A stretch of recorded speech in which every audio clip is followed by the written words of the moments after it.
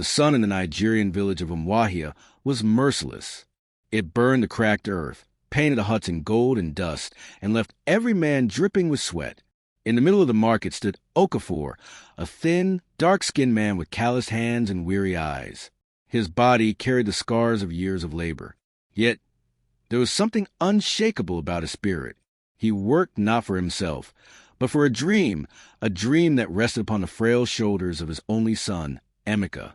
Okafor carried heavy sacks of yam on his back, his bones screaming with pain. But when the market women asked why he worked so hard, his answer was always the same. "I am building my son's future," he would say with a faint smile. At home, in their small mud house, Emeka sat in his school uniform, chewing on a piece of dry bread.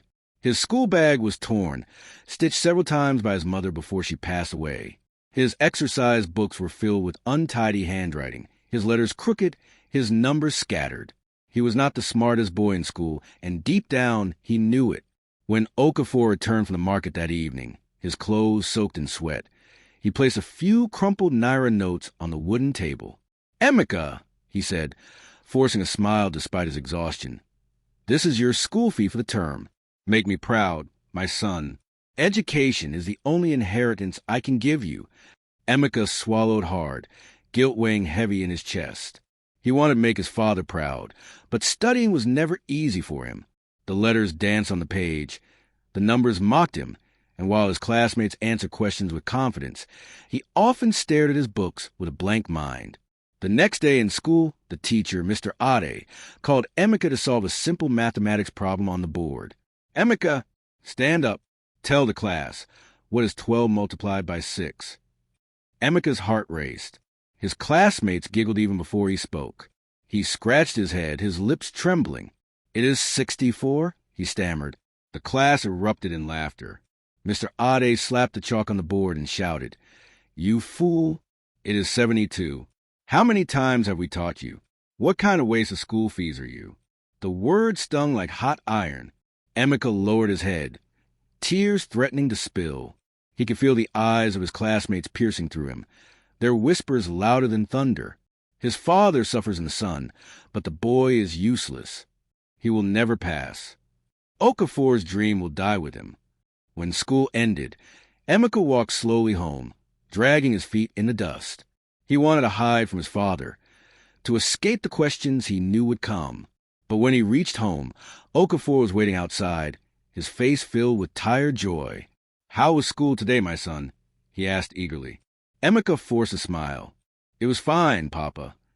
But deep inside, his heart burned with shame. He could not bring himself to tell his father that once again he had been the laughingstock of his class. That night, Okafor sat beside him as they ate a simple meal of yam and palm oil. He looked at Emeka with eyes full of hope. "My son," he said softly, "do you know why I work so hard?"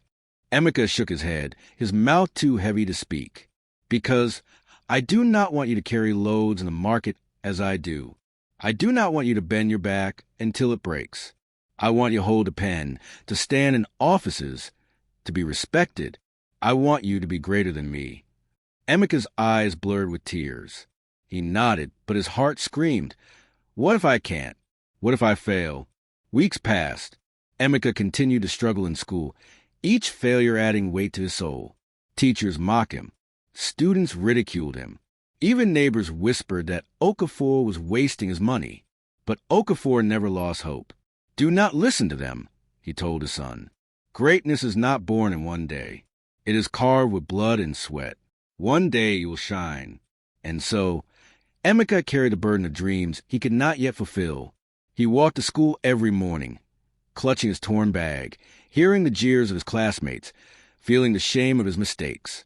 Yet every evening he returned to find his father waiting, smiling, believing, praying.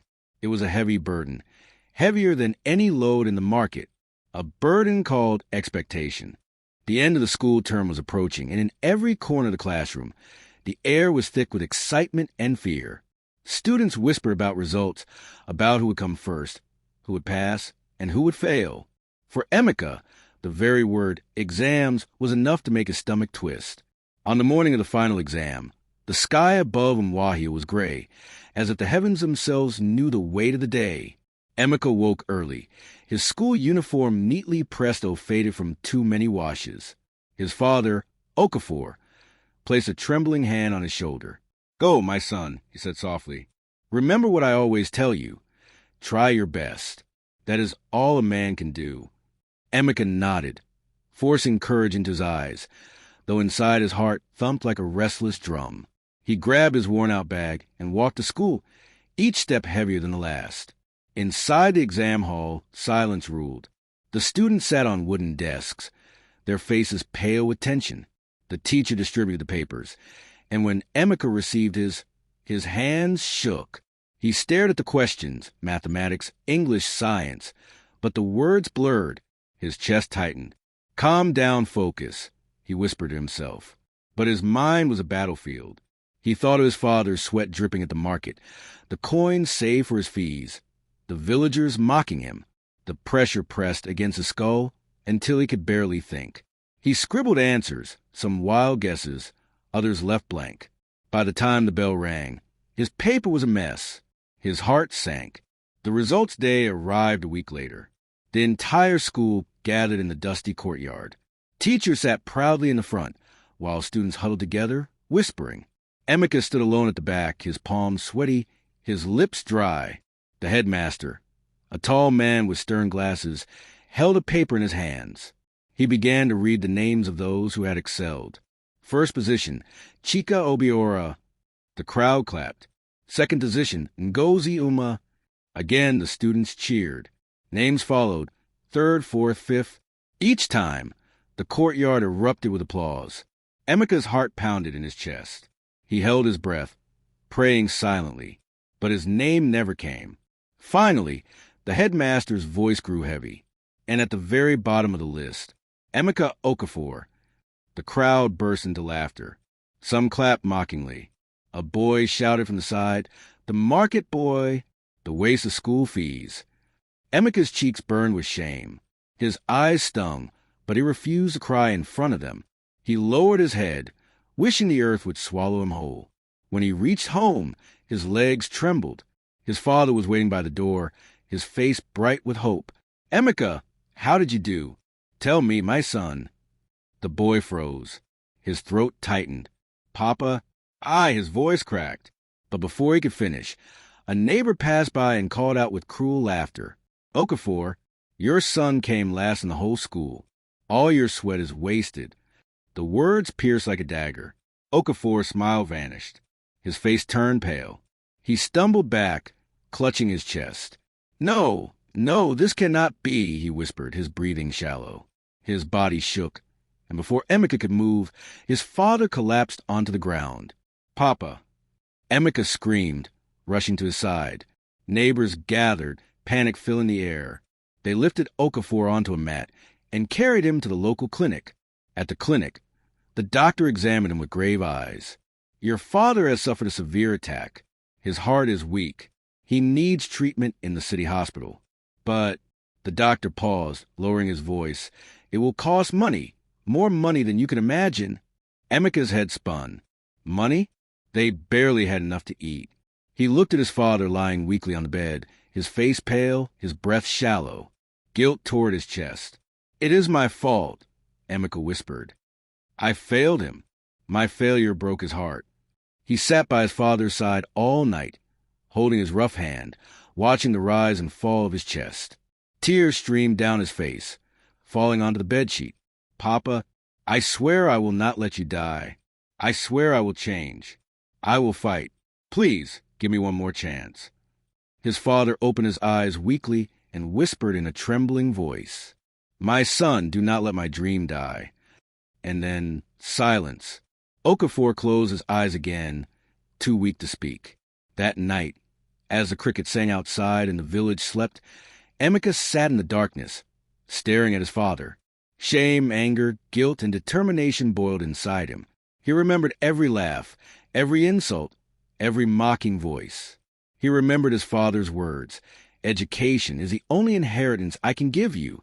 He clenched his fists, his tears drying into resolve. "I will not fail again," he whispered. Even if it kills me, I will rise. For you, Papa. For us. And in that moment, the boy who had been mocked as a fool felt something ignite within him. A fire born from failure, fueled by love, and destined to change his life forever. The nights in Mwahia had never felt so heavy. The small clinic where Okafor lay smelled faintly of medicine and kerosene lamps. Emeka sat beside his father's bed, his eyes swollen from weeping. The sound of his father's labored breathing was like a drumbeat of guilt in his ears. For days, the doctor repeated the same words. He must go to the city hospital. Without proper treatment, his chances are slim. But the number the doctor mentioned was beyond imagination. It was the kind of money Emeka had only heard rich traders count in the market. At home, their small mud hut was quiet. The laughter was late, mother no longer echoed there. The once comforting home now felt like a grave. Emeka stood in the doorway that night, staring at the old oil lamp flickering in the corner. His father's words replayed in his head. My son, do not let my dream die. The weight of those words crushed him, yet it also sparked something new inside. A fire. The change begins. The very next morning, Emeka did not go to the market to play as the other boys did. He did not sit idle, waiting for fate to show him mercy. Instead, he walked to the old school building, his worn shoes sinking in the red mud. When evening came and the classrooms emptied, Emeka remained behind. He picked up an abandoned notebook and sat under the dim light of a broken street lamp outside the school gate. The sound of crickets filled the air and mosquitoes buzzed around his ears, but he did not move. He flipped open the notebook and whispered to himself, 12 times 6 is 72, not 64. 72. He repeated it over and over again until the numbers carved themselves into his memory. Each night, the ritual continued. While the rest of the village slept, Emeka sat under that flickering streetlight, scribbling calculations, reading borrowed books, whispering English words to himself. Sometimes his stomach growled with hunger. Sometimes the rain poured, soaking his clothes and smudging his pages. Still he sat. His classmates laughed when they saw him. Look at Emeka, the fool, pretending to be a scholar. He failed once, he will fail again. Even his teacher, Mr. Ade, shook his head when he heard the rumors. That boy should accept his fate, he told another teacher. Not every child is born for education. But Emeka did not care anymore. Every insult was fuel for the fire burning inside him. A father's weak smile. One night, Okafor stirred on his bed. His chest still ached, his body still weak, but he noticed something unusual. The faint sound of pages turning. He forced his tired body up and walked slowly to the door. There, under the pale glow of the street lamp, he saw his son. Emeka's lips moved silently, repeating words, his eyes red with fatigue, but fierce with determination. His pen scratched on paper with a kind of desperation that broke Okafor's heart. Emeka, his voice cracked. The boy looked up, startled. He rushed his father, helping him sit on a stool. Papa, you should be resting. But Okafor only smiled weakly. Why are you doing this to yourself, my son? Emeka's throat tightened. Tears welled up, but he forced them back. Because I failed you, Papa. I failed myself. But I swear I will not fail again. Even if I must study until my eyes go blind, I will rise. I will save you. Okafor's frail hand rested on his son's head. His voice trembled, but his words were clear. Then, my boy, fight until the end. Let your pain become your strength. In that moment, the bond between father and son deepened into something unbreakable. The struggle intensifies. Days turned into weeks. Emeka's life became a cycle of school, market chores, and late-night study. He borrowed textbooks from anyone willing to lend, copying entire chapters into his old, tattered notebooks. When hunger distracted him, he chewed on roasted groundnuts and continued writing. When exhaustion closed his eyes, he splashed water on his face and forced himself awake. His body grew thinner. His fingers developed ink stains that never washed off. His classmates noticed the change. Why do you torture yourself, Emeka? One boy asked mockingly. You will still fail. Emeka looked up from his book, his voice steady. Because I refuse to remain at the bottom. Even if I fall again, I will fall fighting. The boy scoffed, but deep inside, even he felt the steel in Emeka's words. The silent prayer. One evening, after a long day of study, Emeka walked into the small hut where his father lay. The old man was sleeping, his breathing shallow but steady. Emeka knelt beside the bed, clasped his hands, and whispered into the night, "God, I am just a poor boy. I have nothing but this pen and my father's dream. If you hear me, give me strength. Let me not fail again. Let me save him." Tears streamed down his face as he prayed. He pressed his forehead to the rough floor, his voice breaking. "Do not take him away yet. Not before I make him proud." Hope in the ashes. From that night onward, Emeka became a different person. His eyes no longer carried the shame of failure. They burned with resolve. He studied when others played. He read when others slept. He wrote when others mocked. His father's illness had broken him once, but now it had also remade him. The ashes of his past failure had birthed a fire so fierce that nothing, not hunger, not poverty, not ridicule, could extinguish it. And as the final exams drew closer once more, the whole village watched in curiosity. The boy they had once laughed at was no longer the same. There was a storm in his silence, a strength in his walk, and a light in his weary eyes. Emeka was ready. The days of preparation slipped by like sand through fingers, and soon the dreaded season of final examinations returned to Mwahia.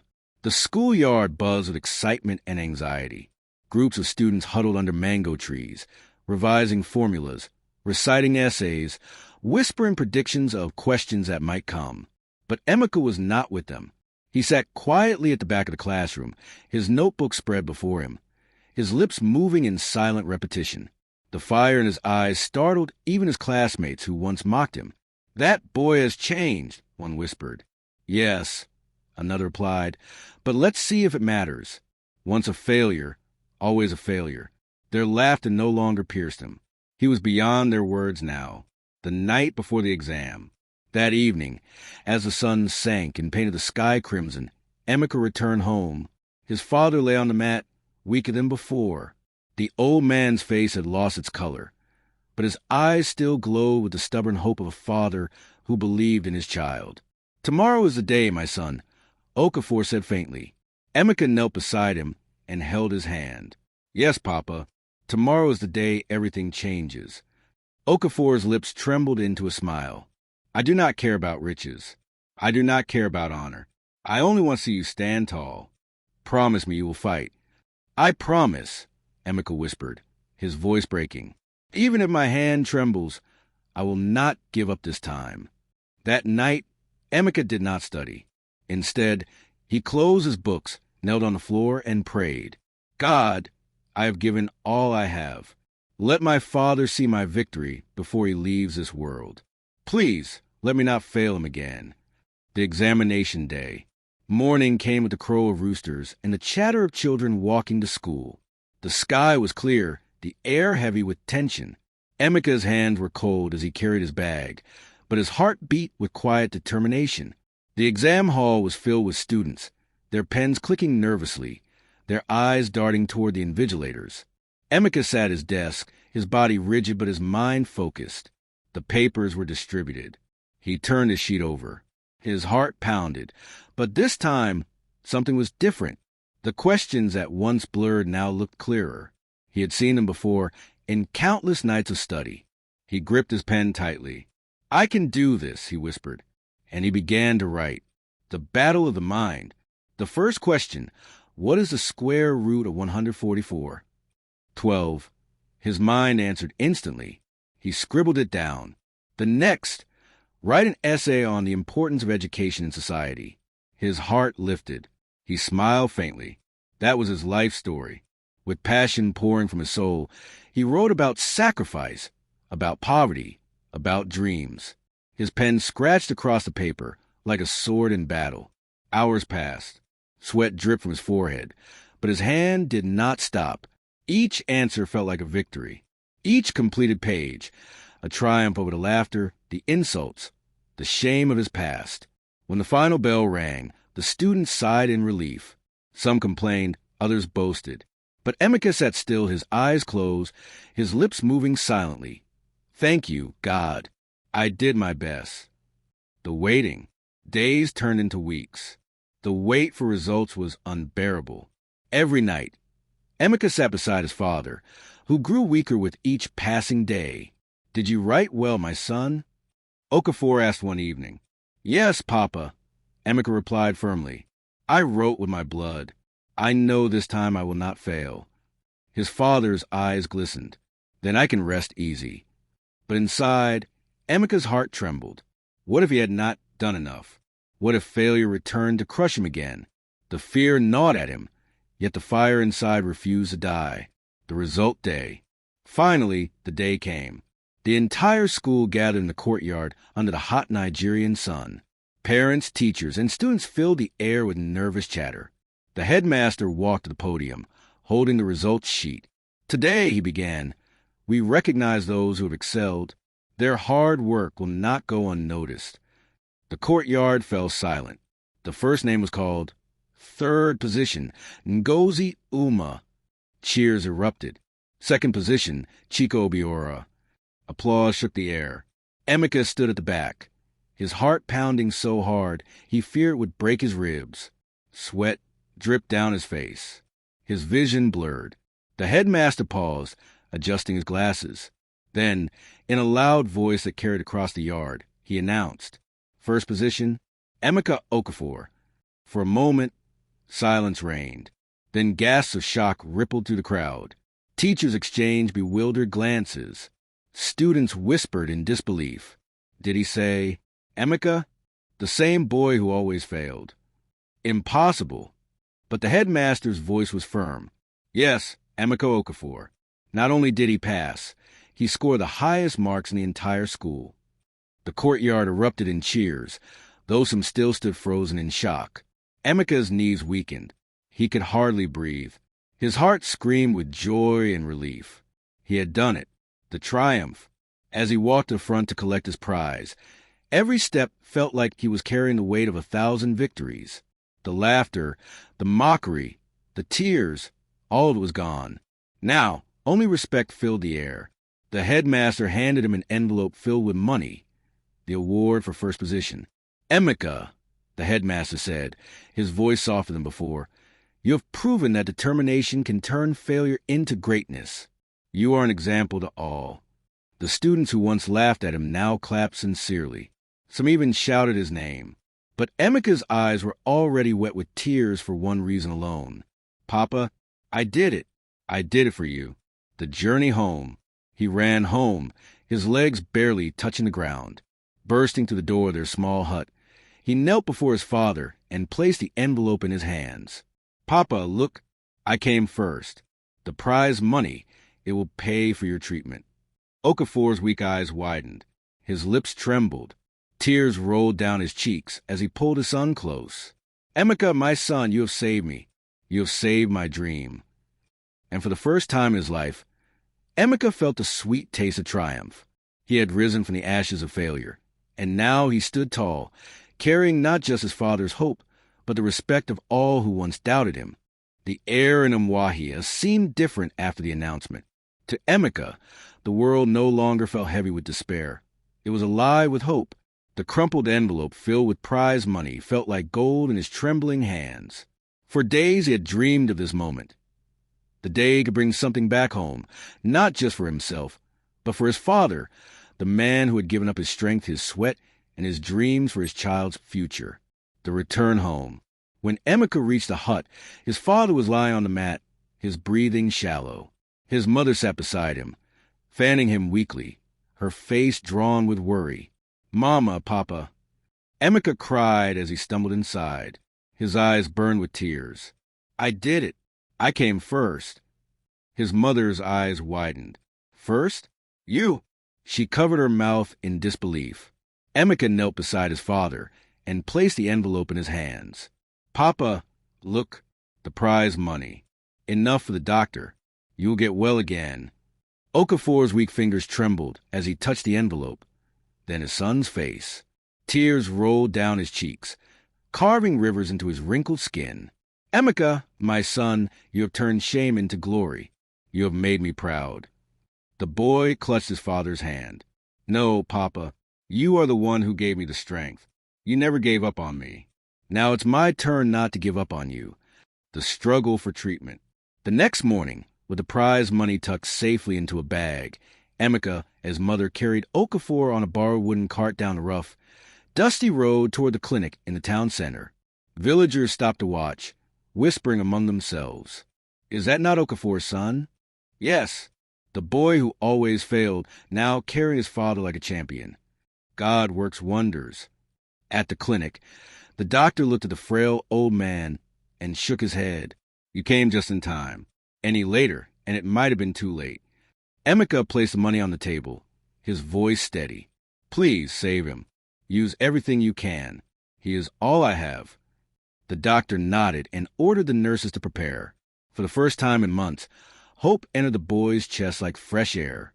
The long nights. The treatment was not easy. There were nights when Emeka sat outside the clinic, staring at the dark sky, whispering prayers into the stars.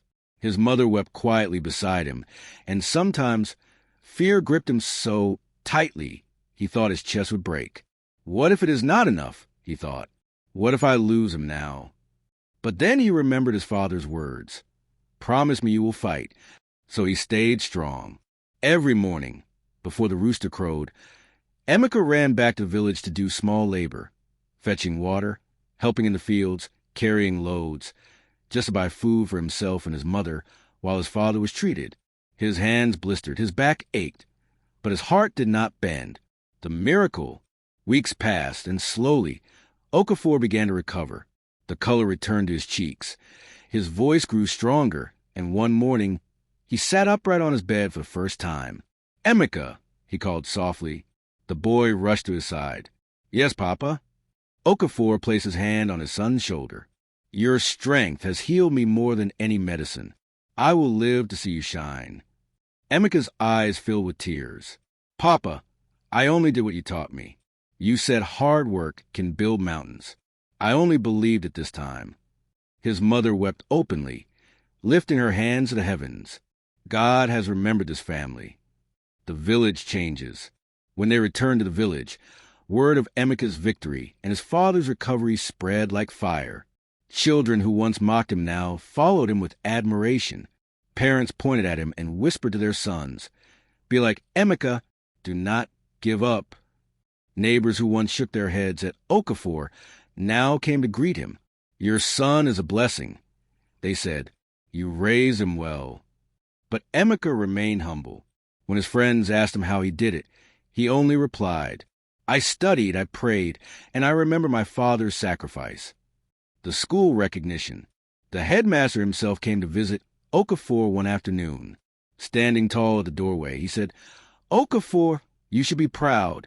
Your son has not only changed his own life, but he has changed the story of this school. His determination is an example for all.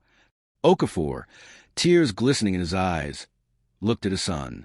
Yes, he has become more than I ever dreamed. The headmaster placed a hand on Emeka's shoulder. And, Emeka, from this day forward, you are not just a student. You are the school's pride. We will sponsor your next year of education. Your journey must not stop here. Emeka's heart leapt. A new door had opened, one he never thought possible. A father's pride. That night, under the quiet glow of a lantern, Okafor sat with his son. His voice was still weak, but steady. Emeka, when I was young, I wanted to be a teacher, but life gave me poverty instead. I could not climb that mountain, but you will climb higher than I ever dreamed. Emeka held his father's hand tightly. Papa, I will not waste this chance. I will work harder. One day, I will become great, not for myself, but for you, for Mama, and for every child who thinks poverty is a prison. Okafor smiled faintly. That is all I ever wanted, to see you free. A new dawn. As the days passed, the boy who was once mocked as a failure became known as the boy who fought for his father. His story spread beyond the village, carried on the lips of traders, teachers, and travelers. And deep inside, Emeka felt a fire that would never go out. He had tasted defeat, he had tasted despair, but now he had also tasted victory, and he knew he would never turn back. The prize money had saved his father. But more than that, It had taught him that true wealth was not in coins, but in courage, in sacrifice, and in the unbreakable bond between a father and a son. The dry harmattan winds returned to Mwahia, carrying dust through the village paths and whistling past the palm trees. But in Emeka's heart, the winds carried something else, possibility. No longer was he the boy mocked for failure. No longer did he return home with shame written on his report card. Now he walked the same paths with his head high, books tucked under his arm, and hope shining in his eyes. A student reborn. Back at school, everything had changed. Teachers who once sighed when they saw his name now smiled warmly at him. Students who once laughed at his mistakes now leaned close, asking for his help. "Emeka, can you explain this math problem?" one asked. "Please, Emeka, how you write such good essays?" another begged. At first he was shy, but he remembered his father's words, "You must climb higher than I ever dreamed." So he did not turn anyone away. He began tutoring other students, gathering them under the shade of the mango tree after classes, teaching them with patience and kindness. Slowly, the boy who was once called a fool became the school's torchbearer, the village's pride. Outside school, the village began to see him differently. Farmers greeted him respectfully. Mothers prayed for him when they saw him pass by. "That boy will go far," they whispered. "One day, he will bring light to this village." And Okafor, once sick and broken, now walked with pride beside his son.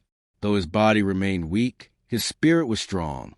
Whenever he saw Emeka reading late into the night by lantern light, he smiled and whispered a prayer of thanks. "God, thank you for letting me live long enough to see this miracle." The headmaster's challenge.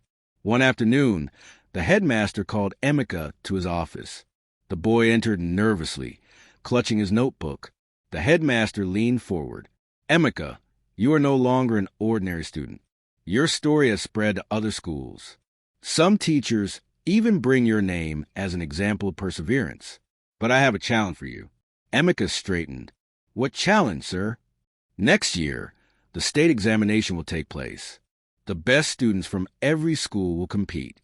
If you succeed, you will not only win honor, but also a scholarship for further education." The boy's heart raced. A scholarship? That meant university. That meant breaking free from the cycle of poverty forever. "Do you accept?" the headmaster asked. Emeka's eyes burned with determination. "Yes, sir. I will not fail." The harder road. Preparing for the state exam was harder than anything he had faced. The books were thicker, the questions sharper. Many nights, fatigue clawed at him. His hands trembled as he wrote. His head ached from endless reading. Sometimes doubt crept in. What if I fail again? What if last year was just luck? But then he would see his father sitting quietly by the lantern, watching him with gentle eyes. That silent gaze reminded him that he was no longer fighting for himself alone. So he pushed harder. He studied at dawn before laboring in the fields. He memorized formulas while carrying water jars. He wrote essays in his head while tending goats. Every breath of his life became part of the fight, the examination of destiny. The state exam day came. Students from all over gathered in a large hall in the city. For many of them, education was easy. They had rich parents, private tutors, even electricity to study by. But Emeka walked into that hall with nothing but his faith, his father's sacrifice, and his unbreakable will. The papers were distributed. He closed his eyes briefly and whispered, "God, let my pen tell my story." And he wrote. Hour after hour, he battled each question like a warrior. The essays flowed like water. The mathematics bent to his will. The sciences unfolded with clarity. He did not stop, not once. When the final bell rang, he laid down his pen with a quiet smile. The victory beyond dreams. Weeks later, the results were announced at the district headquarters. The courtyard was packed with students, parents, and officials. A hush fell as the commissioner read the names of the top students. Third position from Enugu Secondary School. Second position from ABA Grammar School. Emeka held his breath. His hands shook. First position from Mwahia Community School. Emeka Okafor. The crowd exploded. Teachers gasped. Parents clapped. Students shouted. Okafor, standing weakly at the edge, raised his hands to the sky as tears streamed down his face. "That is my son. That is my blood." Emeka walked forward slowly, his heart pounding with joy and disbelief. The commissioner placed a medal around his neck and handed him a certificate of scholarship. "Young man," the commissioner said, "your determination is a beacon for this nation. May you continue to shine." The final gift. That evening, back in the hut, Emeka placed the scholarship papers in his father's hands. "Papa, it is done. I am going to the university. Your dream will live on through me." Okafor's voice cracked as he whispered, "My son, I have nothing to give you but my blessing. Carry it with you wherever you go." Emeka knelt and pressed his forehead against his father's hand. "Your blessing is worth more than all the riches in the world." His mother, weeping with joy, lit a small oil lamp. The flame flickered, but to them, it felt like the sun itself had entered their home, the transformation complete. From that day, Emeka was no longer just a poor boy from Umuahia. He was a symbol of perseverance, the boy who rose from failure to triumph, who turned pain into power, and who carried his father's dream into a brighter future. The villagers often told his story to their children. "Remember Emeka Okafor, the boy who once failed but became a topper. If he could rise, so can you." And Emeka, standing at the edge of his journey, looked toward the horizon with determination. His father beside him, his books in hand, his dream alive. He was no longer bound by poverty. He was no longer chained by doubt. He was transformed. He was free.